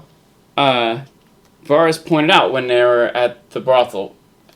First, they see the priestess. And they see all the girls, and then they see like and Varys says she's inspiring, priests and whores alike or whatever. So maybe not in Marine, or maybe not enough, but maybe across the land, Close Dany enough. has support. Yeah, you know. the farther west she goes, maybe the more people have heard of her. Maybe not. Westeros isn't the same situation because there's no slaves to free there. What she's been told about the common people are waiting for you. That's obviously exaggerated. Most of them don't even know who the hell she is. Haven't even heard her name. But Westeros is really messed up right now. Yeah. And if someone comes in strong and starts to rule fairly and justly, people will sign up for that. Some of them won't want to be ruled by a woman because that's just how they are. They're Dany was strong and ruling justly. Yeah. Arguably. Not everybody didn't like it, but Yeah. well, she was strong. It wasn't always just, but She it was was strong. trying to be just, and also her sense of justice might be different than what theirs is. Yeah, I think you could say her attitude is in the right place, but her execution leaves something Yeah. to be desired from time to time. That is one thing I wanted to point out, by the way, rewatching the last season and the meetings, her meetings with her council early on, are trying to decide what to do with the Harpy that they caught. Yeah. I feel like their council meetings went something like this. I think we should do this. Well, I think we should do this. Well, I think we should do this. Well, I think we should do this. All right, everyone leave. I've heard all the ideas. Now go. Yeah. No one ever went through an if-then scenario. No one was ever able to put aside what they want or what they think and consider what would happen if we did a different thing. Compared to meetings, I guess there's not really another good council around anywhere, but I'm thinking of council meetings that were like Littlefinger and Varys and all these more experienced, wise, even if they are conniving, they at least were properly assessing the situation. They were considering the repercussions of their actions, alternative courses of action, how that might play out. They were more selfish, Yes. but more wise. Yes. Dany's council, no one was really maneuvering to get something for themselves, but they were all acting one step ahead emotionally. They weren't thinking about the big picture. They weren't plotting out the long run. They weren't thinking of the repercussions of their actions, just what they thought was right. This is what I think we should do. This is what I think is correct or right, or the way I want to advise you, or how I feel right now. Plus, they're in unfamiliar territory. Like, a lot of these guys aren't from Marine. They're definitely less experienced. But even with experience, I feel like and some of them who are maybe more experienced, like Barristan, is not necessarily experienced, but more so than Sunday. Sure. And even he wasn't really thinking. I guess he was thinking more long-term than anyone else. He was like, this action will have this implication, and so you should take it. But he still wasn't necessarily putting all the pieces together, plotting out long-term. Yeah, he wasn't pitching his case very well to the other members of the council. Yeah, it's not not the way he thinks. He is a Kingsguard. He's not used to thinking politics and he's good at thinking about battles, and he's prepared for those. But and of course, to be fair, as prepared as he was and as wise as he was pretty much just telling Dany to get the hell out of there. He didn't want to stay in Marine. Yeah. But now we have this council of Tyrion and Varys, who are very experienced, very wise, and not especially selfish. The reason they're there is to find a good ruler to come, ostensibly, I guess, to come back to Westeros. Tyrion doesn't necessarily think she should come back to Westeros, but they're not conniving to get more power for themselves. They've already agreed and discussed how we can never really have power. We can't. But we can get someone with power to do the right thing.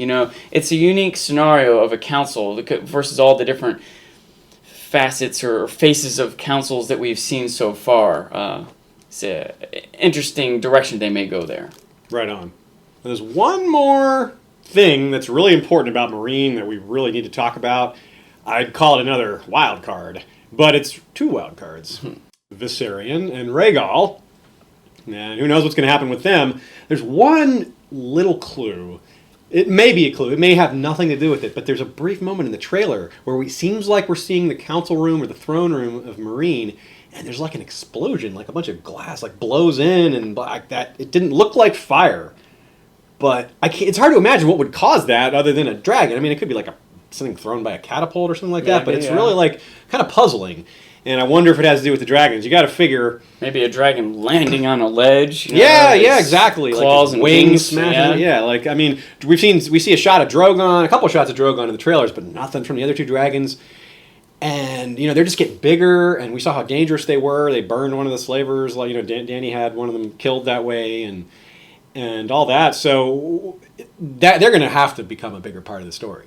You know, that's just one of those things that they've just been literally growing. Yeah. But they aren't big enough to matter. Like it was almost forced how they mattered when they were younger. Like they got kidnapped, that wasn't the strongest plot line. But it was at least interesting, and it showed that in that it showed how valuable the dragons were and how people would do anything to possess them. Now, I don't think stealing them is necessarily not possible anymore. Maybe it is, but they're just big, dangerous creatures that no one knows how to do anything with. So, how do you feel like the dragons may play a role? And in the long run is one thing, but in the short term, just in Marine, before Dany maybe starts going west, if that even happens, I assume it will. But at this point, how are the dragons going to play a role in this? Can Tyrion figure something out? He's the only one who knows anything about dragons, as far as I know, that's over there. He knew how to build a saddle for him. That's right. For Bran, and these other things. So he's our best guess as to someone who could maybe wrangle the dragons, or figure out what to do. But that's a really tough call. That's really unknown territory. I think they were big enough to matter at the beginning of this season, but Dany didn't know how to control them. I think they've mattered this whole time, but they're not accessible. They're not usable. They're valuable assets to own, but they're not as valuable when you can't control them. Yeah. And they're almost not a negative asset if you can't control them. Yeah. Unless your enemies think you can, like they're a threat until they find out, wait, can you actually use those? What am I worried about? Well, I'll just let them unleash them and see what happens. I wonder a little bit if they will continue to be cared for. Like, there's got to be a big breakdown in infrastructure and maybe even loyalties and many other factors. Like, feeding them, the process of feeding them has got to take several people and lots of resources. And a lot of those people and resources might have been destroyed in that whole battle. Think how many guards were killed, how many unsullied, and how many... There's still Missandei, though, and she's thinks of everything, sort of, that's kind of her job. But, that's a decent point, I guess, and maybe that could be something that goes wrong, that discipline breaking down. Because I think that them getting out would be compelling, them getting loose or something like that. Yeah. That could be really interesting. And what would they do? Do you think they would just wreak havoc on whatever's nearby? And even if they would want to eat, that's they're so just would they beasts. Kill and eat a bunch of people in Marine, or at some point they might want to eat, but they might also want to explore and fly and roam and I don't think they would want to stay near the city. Like Drogon flew off. He came back because he was attracted by the pit, the huge sounds and the noise and the blood. If they kept the fighting pits open, maybe the dragons will stick around for that. But they may range farther. Maybe they'll. It depends. Like animals have personalities. Maybe they'll want to stay. It's like Drogon might have also somewhat coincidentally been coming back anyway. He might periodically check in on Dany. He seemed to have like a spot he went to for feeding. He may have several spots he goes to for feeding. Absolutely. So it's tough to say what's going to happen, but I do think it's really important to note the dragons, and we have to expect. It's been so long. And they're finally a size where they can do real damage. It's just a matter of them being deployed somehow, whether by accident, whether intentionally, whether in desperation. Whether directed or not. Yeah. There's a lot of really interesting possibilities there. Feel free to tell us your thoughts, folks, on that or on any of these things. We're all in the dark about a lot of these things. I bet some of you guys have some really good guesses. Maybe you have some additional insights that we didn't think of. So as always, make sure to send us your feedback on that and give us some ideas. We'll be taking care of these things all throughout the season. So real quick, I want to talk about a few more things. Let's talk about the Dothraki Sea base, Dothrak. We have Jorah and Daario. They find the ring. We complained about this at the end of last season. We really hoped that this ring thing wasn't what was going to happen. Dany drops her ring and they find it. It's just we don't need to complain about that again. But let's just say it's absurd. But we can get past that. Whatever. The scenery is beautiful. Apparently Daenerys is entering base Dothrak as a slave on foot. It's a different entrance than we see. Which makes sense. When they go to base Dothrak the first time, they're coming from the west. Now they're coming from the south. So it makes sense that you see a different horse statue up there. And huge amounts of slaves pouring into Vaes Dothrak. That's kind of normal. The Dothraki are constantly taking slaves. And we see Drogon following. So that could get real interesting. And important thing to remember, it's illegal. Not illegal. It is against their religion, so it's worse than illegal to stab someone or draw Shed someone's blood. blood inside Yeah. Base Dothrak. So once she gets in there, and we see that from the trailer, she's going to get in there. She at least has some measure of safety temporarily, which maybe enables Drogon to do what he wants. Drogon is certainly not bound by that rule. Yeah. I don't think Drogon is going to obey the ancient laws of Base Dothrak. Drogon would be like, I didn't draw blood, I burned it. Yeah. So I don't think anyone expects Dany to die in Base Dothrak. It seems really unlikely. Maybe she'll find some ally, someone who recognizes her, like, aren't you? Shouldn't you? And it makes sense that they wouldn't kill her because the Dothraki, again, their system is for any Khaleesi who's widowed is supposed to become one of those old crones. So that's why they don't just kill her outright. They have to take her and fulfill that tradition of theirs. And Maybe that's even what they're doing. Maybe they recognize who she is. oh, I think they do. Yeah, because she's Okay. just so outstanding. Doesn't look like anybody else. Yeah. And if, presumably that the one that she swore revenge on. Mago is dead, but there's some other Dothraki who certainly some of the Dothraki Drogo had 100,000 people in his Khalasar. Surely some of those people would know or have talked about her. Yeah. And she's with the dragon flying around, it's going to be pretty obvious who she Yeah, is. yeah. And I don't see why she would lie to them. It's like, this is who I am. Maybe that she may think that would buy her some leeway or some. They'd lay off a little or buys her some time. I don't know. Didn't get her a horse. It did not get her a horse. It did not. She doesn't need a horse. She can ride her dragon. But I guess Jorah and Daario, I don't know what they're going to do. It seems like they don't need her, or she doesn't need them. She's going to get away on her own, maybe with Drogon or something. But they're going to get involved somehow. Yeah. It's kind of hard to see how that's going to play out. I can imagine Jorah might be known among them also. He might be. Yeah, absolutely. He was her right-hand man, and he defeated Blood Riders, and he might have a reputation about him, too. Yeah. All right, I'm gonna offer some thanks to different people. We're gonna do a short bit of credits, and then after the credits, we're gonna talk about wrap up a few things, maybe some things that we missed, maybe a few things that you didn't get to talk about that we wanted to, and then we'll wrap it up. So thanks first of all to Michael Klarfeld for our awesome new intro. Again, thanks to Dutch Mogul for the Sci-Vast pieces that are part of it. You guys can check them out on their websites. We've got the notes in the description of this episode.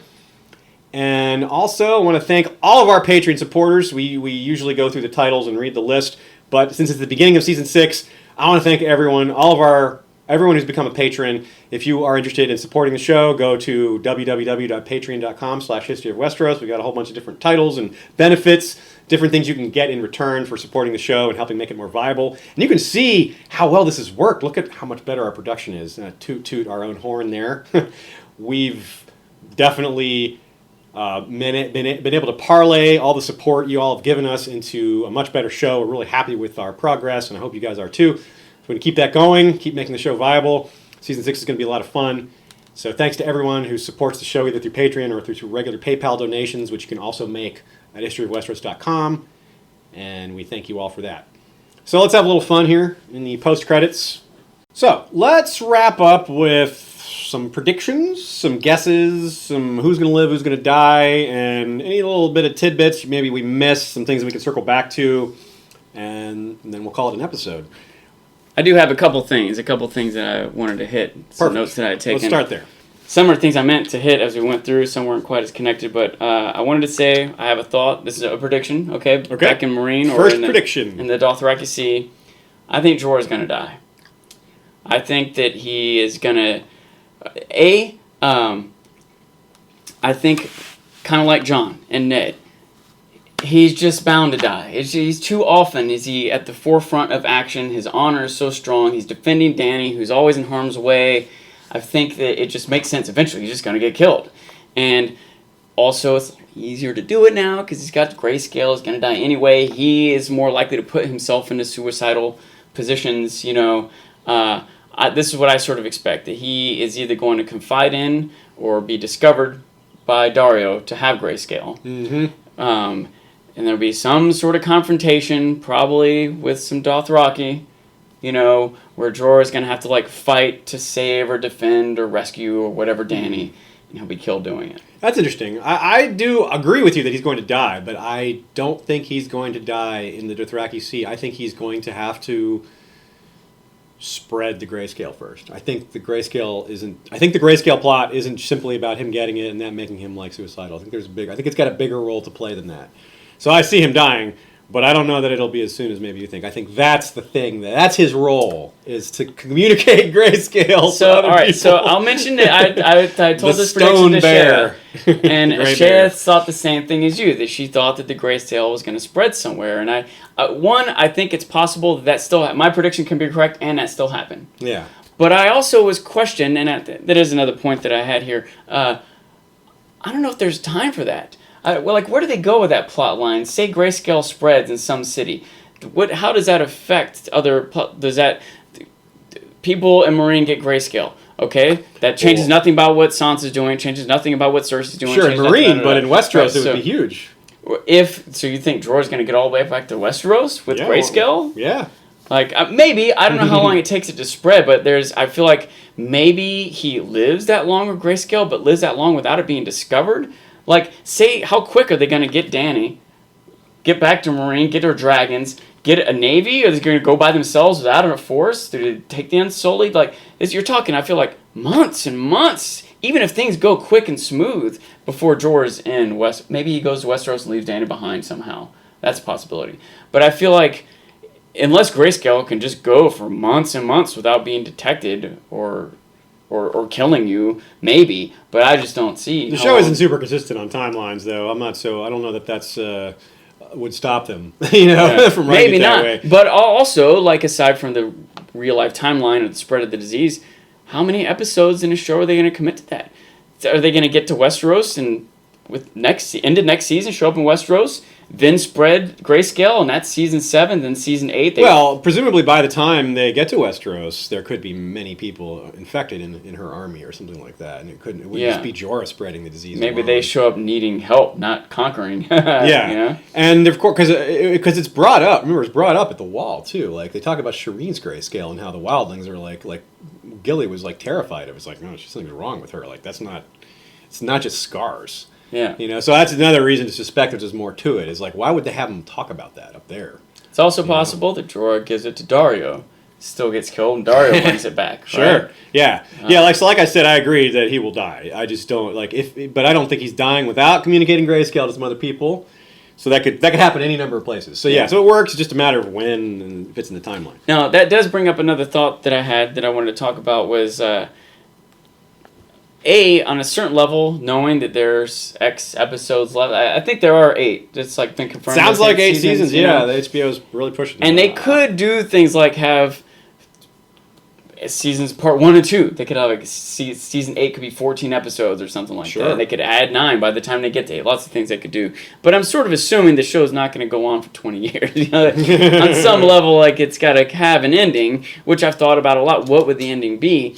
And how much time, how many different things can they do before we get to the ending? How much more can they include? And sometimes that will be a clue to what can happen. When you're thinking about what's going to happen, there's certain limits on what could potentially happen, assuming the show will end, that they just branch off into 8 different spin-offs or a movie or who knows what else could happen. But it is a thing that kind of limits what I think could possibly happen. That is definitely a consideration, is how much time they have left. But that was even something that Tyrion asked Jorah at one point, if you remember. He's like, say it all goes your way. Say we go back, you bring me as a gift, she chops my head off, brings you back into her arms, raise the army, go conquer Westeros, she's sitting on the Iron Throne, then what? And that was, Tyrion was kind of wondering what Jorah expected to happen next and kind of pitching himself as I can be the person. I know this land, I know the players, da-da-da. Yeah. But it also makes me think about, from a show perspective, then what? What episode does that happen on? Is that, you know what I mean? But you can ask that question. You can ask that question about so many things. Like Dany wins the Iron Throne, then what? Yeah. The others go through the wall, then what? Well, I do ask that question about so many things. That's kind of what I'm wondering is, where is the show going? I've said many times, I feel like you have this sort of closing in of fire from the east and ice from the north, closing in on Westeros. But I start to wonder sometimes, is that accurate? Is maybe Melisandre's fire? Maybe fire is already in the north. Maybe ice is... She is there. Moving south already without the zombies, even if winter's coming. I just wonder sometimes what how do I envision the final episode of this show? What will it be? Dany taking the throne, and what's left open is how she manages it from there. Or will it be Dany's been on the throne for a season and gone through struggles and figured it out and finally has the trails on her side, you know? It's just too hard to guess. Yeah. It's really fun to think about, and maybe it gets easier to guess Very. as we close in on it. But also another thought that I had is that I've been absorbing myself into more and more media lately. I think TV has just gotten better. There's more better shows out there, and I've been watching a lot of them. And it's you know, in my mind, I had a top 10 list, you know, a couple years ago. But I realized that was like a top 10 out of like, how many shows have I seen? Like maybe 30 different shows, and a lot of them were like when I was a kid, or they weren't as well developed. Shows like, I don't know, like Family Ties. I don't want to say it's bad, but I feel like it's just not on par with modern shows. Even if my if you went back and watched it, nostalgically, it might actually seem bad. Yeah. At the time, it seemed like average. yeah, You know? but nowadays there's so many really good shows being really well developed. So much more bar is experience way put into higher. it, Yeah. and so much more accessibility for me to be able to see them. It's more And- more total TV being made Yeah. too. And I really liked Lost a lot as a show, but I feel like it got stretched out, kind of fell apart toward the end. That's for sure. And yeah, and I think that I didn't even finish it. and I don't want that to happen with this show, and I feel like it could. I feel like if they drag it on too long, if they get to, there aren't many shows that have more than 5 seasons, period, much less 5 good seasons. Even some of my favorite shows, like The Wire, was 5 seasons, and I think 2 of them were kind of weak seasons. And imagine if The Wire tried to push on to season 7, 8, 9. I don't know if they could have maintained it being that good. So I doubt it. Yeah. I do want them to have an end in sight, but I still know that one of my frustrations with Lost, as it was approaching what we knew was the end, I feel like they're still bringing in new characters, initiating new plot lines. Like, how are they going to resolve this? And on some level, I might think Lost handled it poorly, but in a lot of different ways aside from that, because I think that you don't necessarily, I'm trying to think how to say this. In real life, you might be able to reflect on your life in different phases of your life, like when you were in college, right? Sure. But your 4th year in college, your last month in college, it's not like you've never met new people. It's not like no new things in your life started. Like, new characters coming in is going to be expected right up to the end. Yeah. And how much we care about them, how integral they are to plots, how much we feel their stories are left dangling at the end, I'm not sure. I'm not sure how good or bad that is. A lot of people, you know, it's kind of controversial, the last episode of Sopranos. True. Yeah, endings are always the hardest part. You know, it's the part where people seem to. It's very common that endings just aren't good, or the process of ending isn't good. A lot of times they reveal too much. They don't leave things a mystery. I think leaving things a mystery is important. And George certainly has said that's how he's going to leave it, but George isn't writing the show, so I hope that they follow along with that and that they leave a lot of things mysterious. Like, I don't want to know how, you know, these magic things work. You know, I don't want to learn I don't necessarily want to learn like a detailed history of the White Walkers. I mean, that would be cool, but I think that would be unrealistic for us to learn. Episode 8, Season 8, we find out it's midichlorians. Please no. So I hope they do that, because like a good example, you mentioned Lost. I think a show like the original X-Files kind of went downhill by revealing too much. They didn't. The mystery was what you made lost the the show interesting. ambiguity that created tension and intrigue, Exactly. and when that's gone, then the tension and intrigue is gone. Yeah, so I really hope they don't do that here. I really hope there's a lot of mystery still at the end and a lot of unexplained things, but not too many, but a good amount. I don't want them to look too much behind the curtain too much. So Okay. I'm praying for that. Praying to the Seven, to the R'hllor. I'm not going to pray to the Drowned God, because I'm not going to do that. All right. A couple more things, but I'll move away from the East. Okay, Okay. Now here's another thing. fire away. I wonder about that might be clues to where things might be going. Something that was kind of left off. I realized that again. We were watching season 5. It's kind of early on. If you remember when Jon is formulating his plan, Stannis is deciding to leave. Mm-hmm. And they need the ships to pick up the wildlings. Right? Yes. Stannis tells him, "I need those ships back." The ships, yeah. I hadn't thought Whatever about the ships happened to much. those ships? Where are they? Who's in Yeah. control of them? What could happen? And what are they? What's? Well, Well, that was already so weird because they had Jon go through the gate. They had them come back through the gate, which doesn't make any sense. Instead of coming back, I get. Well, the only remember, I remember maybe talking they're about in a that. port nearby. Maybe? I think we brought up, it's like, well, they didn't want to invade, the Wildlinger. They wanted to pass through the gate so that they didn't show up like invaders. That was the best excuse I could find for that, which is not terribly satisfactory. So yeah, I don't know. There might be some logistics to work out of where they are, how they came back, what direction, blah blah. But in the end, those ships still exist. Yeah, and it might be a piece on the chessboard. Yeah, they might be. I mean, you might think that the Night's Watch would just kind of claim them. Like Stannis. But even if they claim them, what are they going to? They barely have enough men to man one ship, much less a fleet. Well, but if they get support from other Northern lords who might have armies that could be loaded onto those it might ships. not be that bad. I mean, their manpower is light on, but it's the fighters that they're light on. They still have a decent number of builders and stuff. Not nearly as many of them have died. And remember, there's 2 other locations where they have men. Of course, the guys in the far west aren't going to have anything to do with this.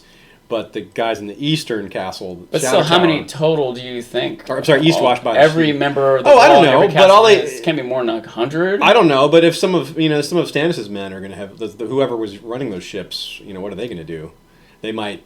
Yeah, there might be crews on the ship still sitting, or at least skeleton crews. Yeah. 2 or 3. I mean, Stannis said you can borrow their ships. I don't know if he lent them his crews, too. Yeah. The people who were piloting them might still be piloting them. Yeah. If those were some of the maybe it'll all just be forgotten and abandoned, but maybe it's a thing. Maybe it's I got to admit, I hadn't thought about the ships at all. That's interesting, yeah. Baelish might make a move to get those ships if he's aware they exist. Other Northern Lords might get them. There might be I don't know. It's just something to account for, to think about. Maybe those ships will go pick up Dany's army. They need more, but that would help. They got to start somewhere. All right, so a couple last things I wanted to talk about. Sure. And this is a little bit more like kind of thinking about how things have gone so far. I had a thought about the first season. I was thinking about how many characters were still alive and were still dead. I was thinking about who to talk about, who to be predicting on. And a few characters would pop in my head like, I know, he's dead. Like that. Can't do that thing. I think about Arya is listing off these names of people. Trant's already killed. All right, don't have to count for them. As I kind of going through different families and realizing so many characters are peeled away, and I started thinking, there's probably been 20 characters have probably been killed off through the show. And I started to think, just in season 1, you had Ned and Jory, he wasn't there long enough to become a main character, but he seems like he would have become main. With perspective, we see that he's not main. Looking at it now, part of who we think is main now is just who's lived the longest. You know what I mean? But some characters are really main while they're alive. Like Oberon was really main, but now he's gone. Yeah. But I started thinking about how many characters were in the first season that are still around now. And I was trying to decide what I meant by a character, and I kind of came up with, they have to have a name and a speaking line, have been in multiple episodes. And I was first going off the top of my head, and I got to maybe 20-ish, and it seemed, I guess that's a lot. A lot of characters lived, were in season 1, and they're still around now. Although some of them I say are still around, like Ellen Payne, but we don't really see him. He's not really a player anymore. But the thing is, I started thinking, okay, well, how many characters were in season 1 that aren't still around? It's 40. So many. Yeah, so many kind of... Especially if you really get down to the tertiary and fringe characters. At first Ned's household, they were slaughtered. Yes, yeah. So many...